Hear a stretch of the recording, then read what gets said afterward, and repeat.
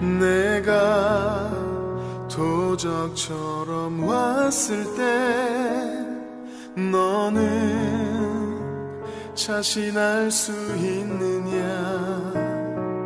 내가 한밤중에 왔을 때 너는 나와 갈 수 있느냐? 말씀에 등불이 내 삶에 꺼져 있지 않느냐? 성령의 기름이 오래전 말라 있지는 않느냐? 너는 결단하라. 주저거나 머뭇거릴 시간은 없다. 너는 그 자리에서 다시 거듭나야 한다. 너는 결단하라. 세상 소리를 닫고 말씀에 불을 켜야 한다. 불을 가진 자만이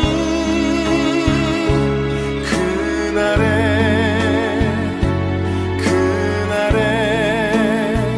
나와 간다.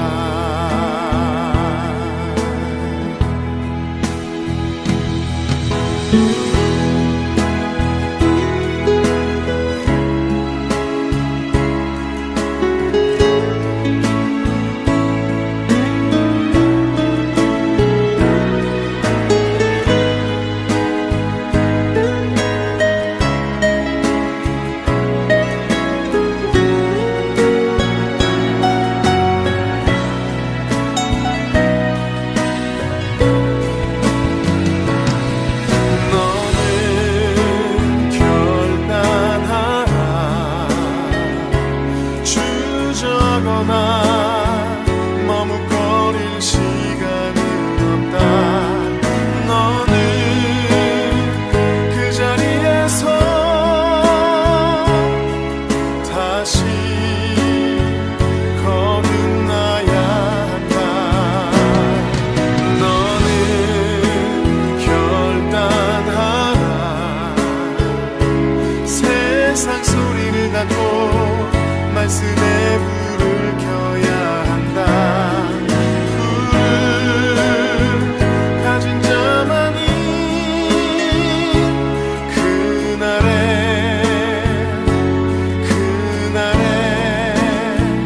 나와 간다.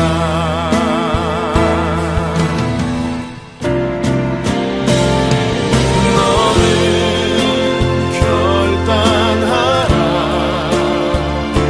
주저거나 머뭇거릴 시간은 없다. 너는 그 자리에서 다시 거듭나야 한다. 너는 결단하라. 세상 소리를 닫고 말씀에 불을 켜야 한다. 불을 가진 자만이 그날에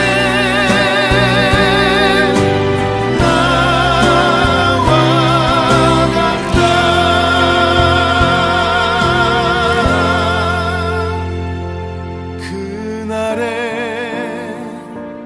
그날에 나와 같아.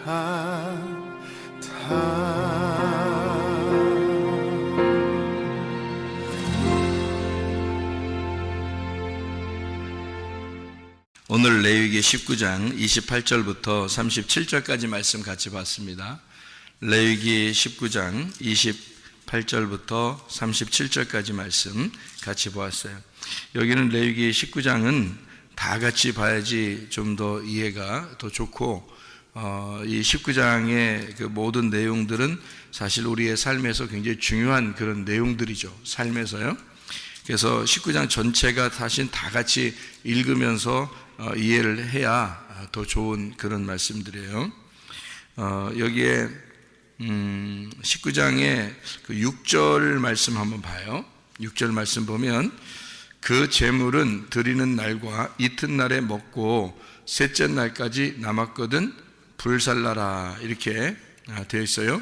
7절에 보니까 셋째 날에 조금이라도 먹으면 가증한 것이 되어 기쁘게 받으심이 되지 못하고 이렇게 되어 있습니다. 그것을 먹는 자는 여호와의 성물을 더럽힘으로 말미암아 죄를 담당하리니 그가 그의 백성 중에서 끊어지리라 이렇게 되어 있습니다.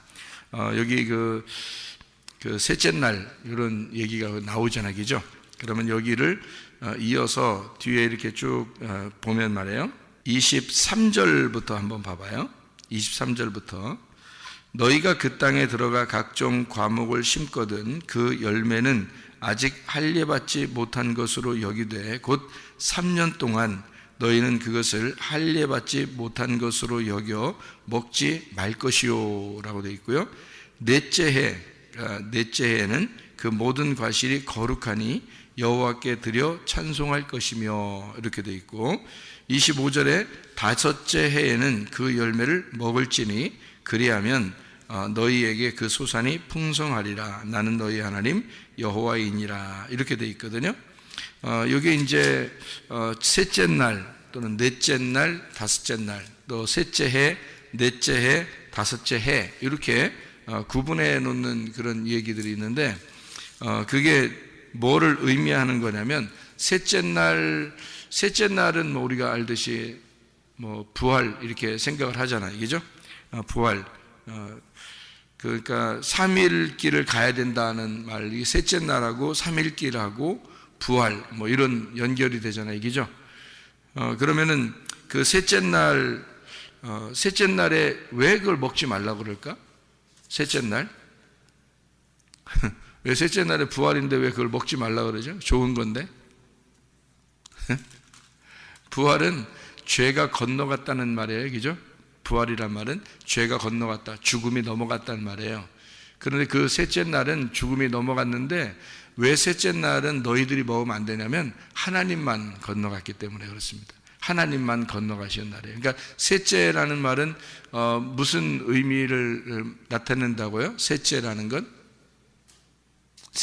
건 하늘을 의미한다 그랬잖아요. 하늘, 그죠? 그러니까 하늘을 의미하기 때문에 하나님의 거룩하심이란 말이에요. 하나님의 거룩하심. 그러면 사라고 하는 거는 넷째 날 혹은 넷째 해, 그는 왜 거룩하다 그러냐면 넷째 해, 넷째 날, 넷째 해 이렇게 하는 것은 왜 그러냐면요, 우리의 거룩함을 말하는 거예요. 우리의 거룩함. 그래서 땅의 거룩함, 땅의 복음. 그래서 사라고 이렇게 말하는 거예요. 사. 그러니까 삼은 하늘의 거룩함이고 사는 땅의 거룩함이란 말이에요. 그러니까 이것이 합쳐지면 예수님이 나오는 거예요. 그러니까 7 이렇게 나오는 거예요. 그러니까 성경은 숫자로 다 이루어졌다 그랬잖아요. 그러니까 숫자가 그냥 막 세워진 게 아니란 말이에요. 창조도 며칠 날 동안 창조해요? 7일 동안 그렇게 완성을 한단 말이에요. 7이 완성이라는 거죠. 그리고 요한계시록에서도 7인, 7나팔, 7재앙 이렇게 나오잖아요. 다. 그리고 또 천사도 7천사, 그죠? 그렇게 나오고요. 그러니까 7 그 등잔도 7 등잔 이렇게 나오고요. 성경에. 그리고 예수님을 7 영을 가지신 분 이렇게 나오잖아요. 그러니까 예수님. 그러니까 이게 다 7이라고 하는 숫자는 예수님을 말해요. 그러니까 하늘과 땅이 합쳐졌다 이 말이에요. 하늘과 땅이 합쳐졌다. 그거는 꼭 우리는 그렇게 생각 안 할 거예요. 그러면 뭐 할 수 없지 마음대로 하는 건데, 하늘은 3이라는 숫자고 땅은 4라는 숫자. 이걸 이제 이런 어떤 규칙을 잘 적용을 안 하면은 여기다가 그러면은 이거는 영원히 안 풀리는 거죠. 여기 레위기 19장 내용들은 영원히 안 풀리는 거예요. 요걸 모르면. 그러니까 그렇게 숫자 뭐 이상하다 뭐 이렇게 할 필요가 없어요. 그러니까 숫자는 성경에서만 그렇게 해석을 하는 게 아니고 그 모든 그 중동 지역에 그 원래부터 내려오던 그 해석이었어요. 숫자의 해석이. 그래서 그거를 적용을 하는 거였거든요. 이거를. 그래서 셋째 날 그래서 성경도 그런 그 문화를 그대로 적용해서 이렇게 하는 거예요. 쓰는 거예요. 이게 사람에게 맞게 하나님도 사람에게 주는 말씀들이니까. 그래서 셋째 날 또는 셋째 해, 그거는 하늘의 거룩함이다. 이렇게 보는 거고요. 넷째 해, 그래서 그 넷째 날은, 넷째 해나 넷째 날은요, 모든 과실이 거룩하고 여호와께 찬송할 것이다 라고 해서 이게 땅의 거룩함 이렇게 볼 수가 있는 겁니다. 그리고 난 다음에 이제 다섯째 해가 됐다. 다섯째 해가 되면 그때는 먹어라 이렇게 되는 거예요. 다섯째 해는 왜 또 먹으라 그러냐면, 다섯째 해가 손가락 펴봐요. 손가락이 몇 개예요? 손가락이 5개잖아요. 5개면 뭔가 좀 마음에 안심이 되죠. 그러니까 안심 스테이크 먹는 거예요, 이렇게. 그러니까 뭔가 5개면 안심되잖아요, 이렇게. 근데 여기다가 만약 4개면 어떻게 돼요? 손가락이. 딱, 손가락이 가만히 있다, 손가락 딱 폈는데 4개야. 어떡하지? 이렇게, 어떻게 이게, 손가락 가만히 있다, 3개 딱 폈는데, 이상 어떻게 하지? 이러면 안 되잖아요. 그러니까 4개도 안 되고, 셋도 안 되는 거예요. 이게 손가락 가만히 있다가 손가락을 딱 폈더 박수 치려고 손가락을 딱 폈더니 5개씩이야. 5개. 그래. 5개는 박수 칠만 하잖아요. 그죠? 박수 치는 게 좋다. 박수 치는. 그래서 이게 5이라고 하는 건 안식을 말하는 겁니다. 안식. 그러니까 우리가 이제, 모든 것을 완성했다 할 때는 7이에요. 7. 그러니까 안식한다는 것도, 그래서 안식일의 주인이라는 게 예수님이 안식일이 7일이잖아요. 그러니까 7이 완성이라는 단어거든요. 7은 완성이라는 단어이기 때문에 그거는 완전하다, 다 이루었다, 안식. 그래서 안식인 거예요. 그 7이라는 안식은. 근데 5라는 거는 우리 발가락도 손가락도 다 5개씩 하나님이 만들어 놓으셨는데, 그게 이제 또 안식을 말하는 거예요. 왜 그러냐면 이게 이제 우리들의 안식인데요. 무슨 안식이냐면, 하나님이 우리에게 먹여주시는 안식 있잖아요. 먹여주시는 안식. 그러니까 요한복음 6장에 보면 5,000명을 먹이시잖아요. 보리떡 5개로. 그리고 50명씩 앉으라고 그래요. 그러니까 다 5라는 숫자예요, 그게. 그러니까 50명씩 앉아서 5개의 보리떡으로 5,000명을 먹이는 거예요. 다른 사람 숫자도 있었을 거 아니에요. 뭐 여자애들도 있었고 뭐 어린아이들도 있었고 그랬을 거 아닙니까? 근데 그런 숫자는 안 집어넣는 거예요. 남자들만 5,000명 이렇게 써놓는 거예요. 그러니까 일부러, 그러니까 그 숫자를 정해놓느라고 하는 거지, 뭐 5,001명인지 5,002명인지 누가 알아요. 그때 한 명씩 누가 세서 다 적어놓은 것도 아니고. 그러니까 그냥 딱 봐서 5,000명, 남자 5,000명 이렇게 써놓은 거예요. 왜 그렇게 말하냐면, 그게 성경에 숫자를 정해놓기 때문에 그런 거지, 물론 이제 5,000명이었겠지. 뭐 척 봐도 그냥 하나 둘 셋 이렇게 딱 눈으로 척 봐서 이렇게 적어놓고 이렇게 숫자를 세도 5,000명이겠지. 물론 그렇지. 성경은 정확해야 되니까 그렇겠지. 그렇지만 성경의 그 어떤 숫자는 숫자, 사람들 진짜 숫자가 몇 명인지 몰라도 그렇게 써놓으면 되는 거예요. 왜냐하면 이게 5라는 숫자이기 때문에 그렇습니다. 여러분 희년이라는 거 아시죠? 희년. 안식년이 7번 지나면 50년째가 되거든요. 안식년이 7년인데 그 7년이 7번이 지나면 49년이고요. 49년 다음 해가 이제 50년이에요. 그리고 오순절이라는 게 알죠? 오순절. 이 오순절이라는 게 또 50이에요. 그게 오순절이라는 게, 그게 어떻게 하면 7일, 안식일 7일에 7번이 지난 그 다음이에요. 그러면 이제 그게 오순절이 되는 거거든요.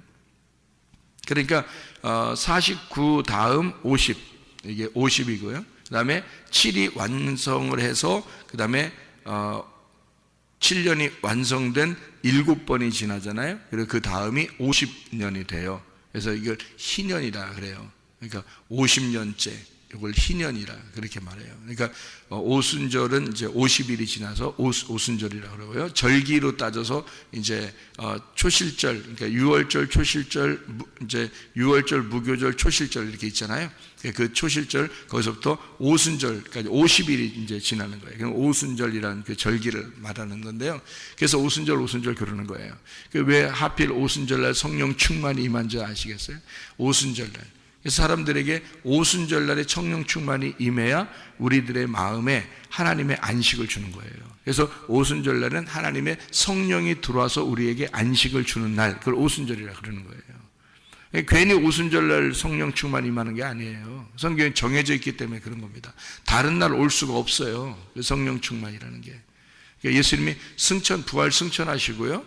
그리고 10일 동안 10일 그러니까 예루살렘에 머물러 제자들이 10일이 지난 다음에 40일 예수님이 부활하시고 난 다음에 40일이 지났어요. 그리고 부활 승천했어요. 예수님이 부활하고서 40일이 지나서 승천해요.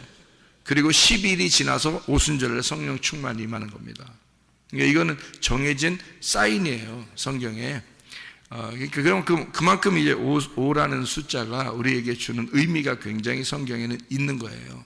우리의 손가락을 봐도 그렇고 발가락을 봐도 그런 거예요. 그걸 보면서 늘 느끼라는 거지. 이 두 개가 합하면 10개잖아요. 이게 10개, 5개 합하면 10개이기 때문에 이걸 열말씀이라고 그러는 거예요. 10개 언약, 열말씀. 그래서 5째 해에 열매를 먹어라.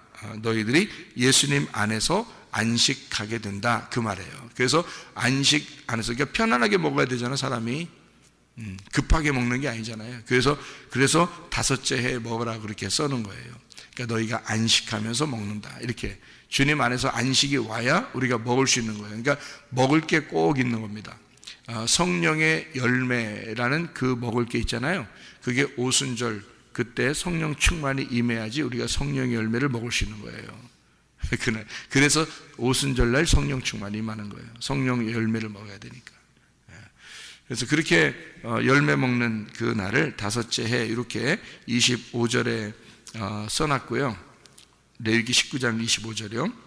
그러니까 이 땅에 있는 세상에 있는 태양을, 그게 신이 아니니까. 사람들은 옛날에 그 수도승들이나 이런 사람들은 머리를 어떻게 하면 머리카락을 둥글게 딱 깎아가지고 이 가운데를 이 가운데만 남겨놓고 둥글게 깎아놨어요.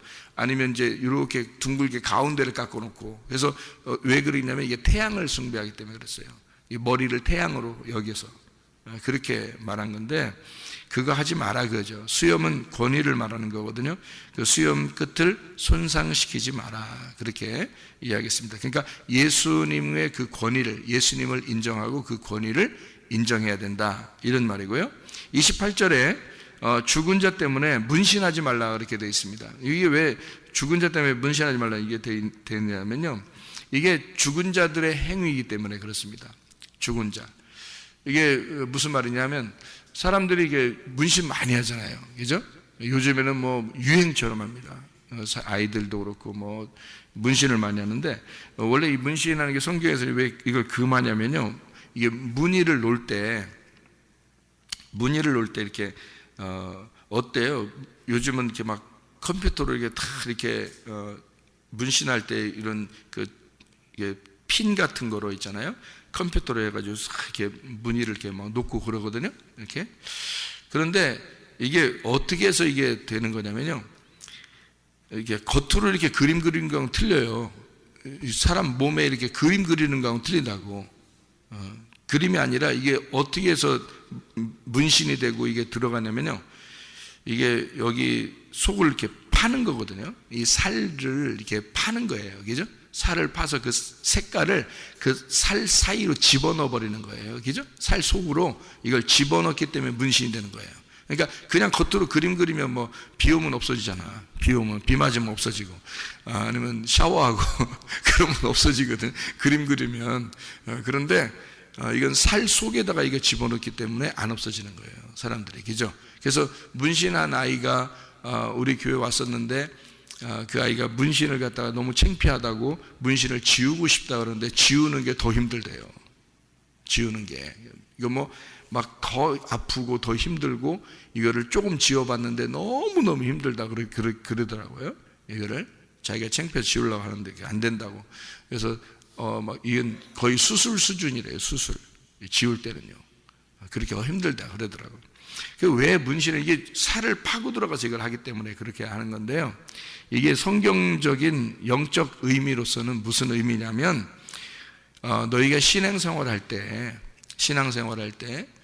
그 죽은 자를 위한 것처럼 너희가 신앙생활하면 안 된다는 말이니까, 이 말이 흠 없는 신앙생활 해야 된다 그 말이에요. 우리 보고 흠이 있어서는 안 된다. 너희가 흠 있는 신앙생활 해서는 안 된다. 흠 없는 신앙생활 해야 된다. 그래서 문신하지 말라 이렇게 된 거예요. 그러니까 죽은 자의 신앙생활이죠. 그게 흠 있는 신앙생활이라는 건 죽은 자의 신앙생활이라고요. 그러니까 죽은 자의 신앙생활 하지 말고, 하나님은 산 자의 하나님이니까 너희의 신앙생활에 흠이 가지 않도록 해라 그 말이에요. 그러면 온전한 신앙생활 할 수 있다 그 말이고요. 자, 29절에 보면 창녀가 되지 않게 하고 음행이 전국에 퍼지지 않도록 해라 이렇게 되어 있는데요. 이 창녀, 음행, 이것은 여러분이 성경을 한번 찾아보면 더 이해가 될 것 같은데요. 호세아 10장 2절에 보면, 호세아 10장 2절 보면, 그들이 두 마음을 품었으니 이제 벌을 받을 것이라. 하나님이 그 제단을 쳐서 깨뜨리시며 그 주상을 허시리라 이렇게 되어 있는데요. 두 마음을 품었다 이렇게 되어 있어요.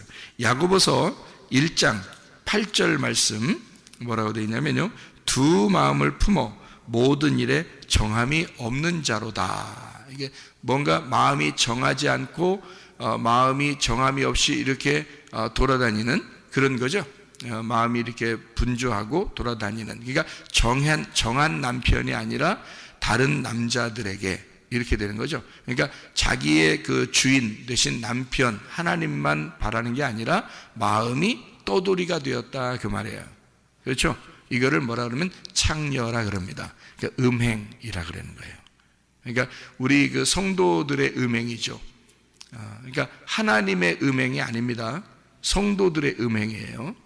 그래서 성도들이 두 마음을 품었다, 이거를 음행이라 그래요. 그러니까 그걸 창녀라 그러고요. 그런 사람을 창녀라 그러고, 그런 마음을 품은 걸 음행이라 그렇게 말하는 거예요. 그래서 예수님은 너희가 마음에 음욕을 품은 것만 해도 그건 간음을 한 것이다 라고 이야기한 게 마음의 문제이기 때문에 그런 거예요, 예수님이. 그러니까 이런 뜻을 잘 모르잖아요. 성경이 이런 뜻을 모르면 전혀 이건 해석을 못해요. 그러니까 사람들 그 밖에서 이렇게 그 창녀짓 하는 그런 사람들 갖다가 얘기하는 줄 알아요.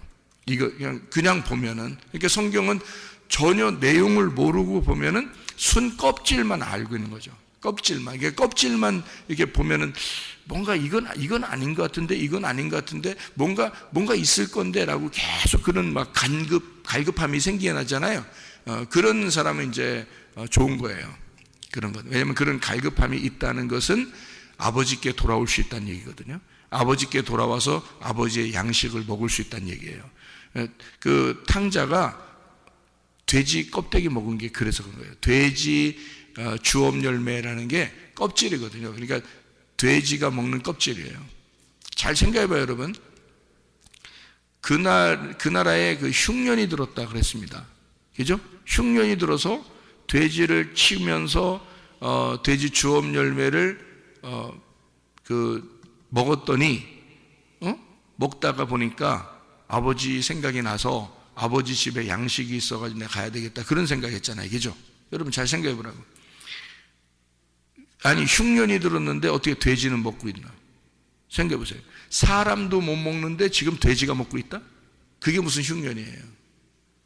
말도 안 되죠. 그런 흉년이 아니죠. 그러니까 이런 사람들이 생각하는 흉년이 아닌 거지. 뭐 때문에 흉년이에요? 말씀이 없는 기근이 왔단 말이에요. 진짜 말씀을 못 먹는 흉년이 왔다 그 말이에요. 그러니까 껍질만 먹고 있는 사람이 되었다. 그러니까 껍질만 먹고 있는 그런 그 사람의 그 비참함이 왔다 그 말이에요. 그러니까 진짜 알맹이, 그 곡식, 양식은 어디에 있는 거야? 아버지 집에 있는 거야. 그래서 아버지 집으로 올 수밖에 없었던 거예요, 이 아들이. 그래서 아버지 집으로 돌아오는, 그러니까 진짜 흉년이 아니란 말이에요. 말씀의 흉년이 왔단 말이에요. 자기의 마음속에 말씀의 흉년이 온 거야. 자, 어떤 흉년? 껍질 먹고 있으니까. 돼지 주업 열매가 껍질이니까. 껍질 먹고 있으니까 진짜 이게 무슨 뜻이 있을 텐데, 무슨 알맹이가 있을 텐데, 양식이 있을 텐데, 그건 어디에만 있어? 아버지 집에만 있는 거야. 그래서 아버지 집으로 와서 먹고 싶다는 얘기야. 그래서 아버지 집에 가면 내가 먹기만 해도 좋으니까, 내가 종처럼 일해도 좋으니까요, 양식만 먹게 해주세요. 근데 여러분 새벽마다 나오면 하나님 양식 먹고 알맹이 먹고 있는데도 품꾼처럼 안 사네. 하나님 아버지의 마음으로 또 우리를 섬기시니까 우리는 사랑을 받으면서 양식을 풍족히 먹고 사는 사람들이 되는 거죠. 이 얼마나 아름다우냐 이 말이에요. 자, 이렇게 살아가는 거, 이게 이제 하나님의 그 마음인데요. 여러분 그 할머니 할아버지가 손주들 보는 마음 어떤지 아시죠? 어떤지 아시겠죠? 그러니까 손주들을 보는 게 할머니 할아버지들의 마음하고 엄마 아빠의 마음하고 달라요. 그러니까 손주들을 볼 때 할머니 할아버지는 무조건이야, 무조건이야, 이렇게 되는 거예요. 그러니까 할머니 할아버지들은 무조건이야. 그러니까 엄마 아빠는 뭐 그냥 좀 이렇게 조건을 내세우죠. 너 이렇게 하면 이렇게 해주고, 너 이렇게 하면 이렇게 해주고. 근데 할머니 할아버지는 그런 게 없어. 이렇게 하면 이렇게 해주고 그런 게 아니야. 그냥 무조건이야. 그게 누구 마음이겠어요? 하나님 할배의 마음이요, 하나님 할매의 마음이고, 그게. 그러니까 성경에 하나님 아버지라고 하지 말고 차라리 하나님 할머니, 하나님 할아버지 이랬으면 더 이해가 잘 됐을 수도 있어요, 이게 성경이.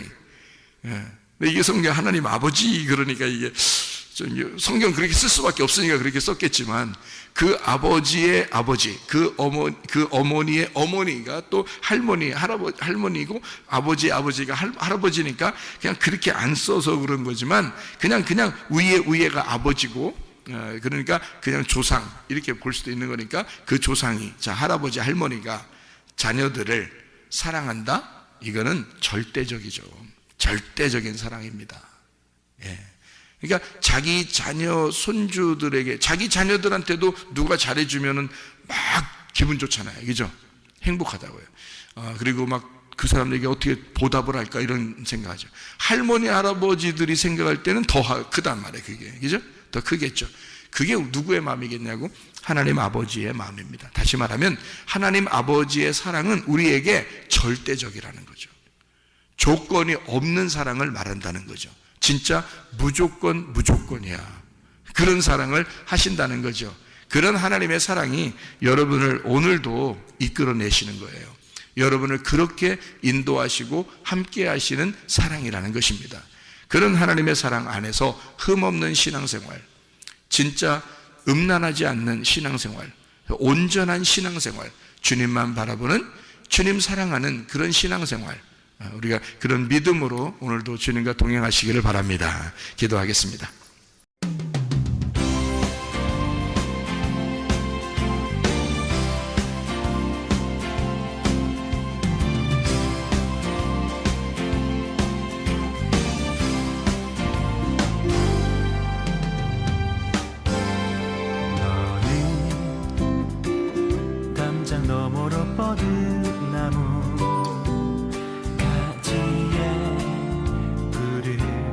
열매처럼 하나님의 귀한 축복이 삶에 가득히 넘쳐날 거야. 너는 어떤 시련이 와도 능히 이겨내 발이 있어. 전능하신 하나님께서 너와 언제나 함께 하시니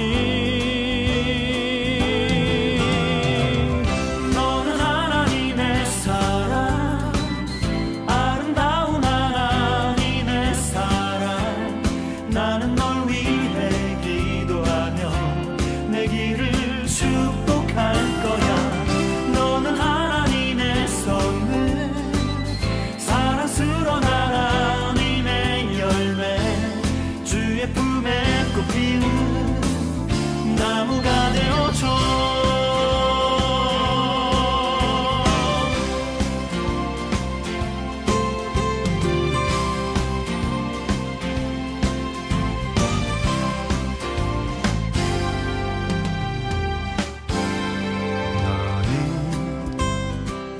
담장 너머로 뻗은 나무 가지에 푸른 열매처럼 하나님의 귀한 축복이 삶에 가득히 넘쳐날 거야. 너는 어떤 시련이 와도 능히 이겨낸 강한 발이 있어. 전능하신 하나님께서 너와 언제나 함께 하시니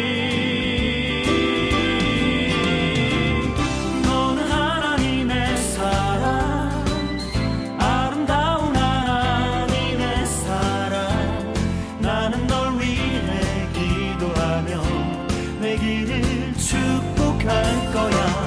너는 하나님의 선물, 사랑스러운 하나님의 열매, 주의 품에 꽃피는 나무가 되어줘.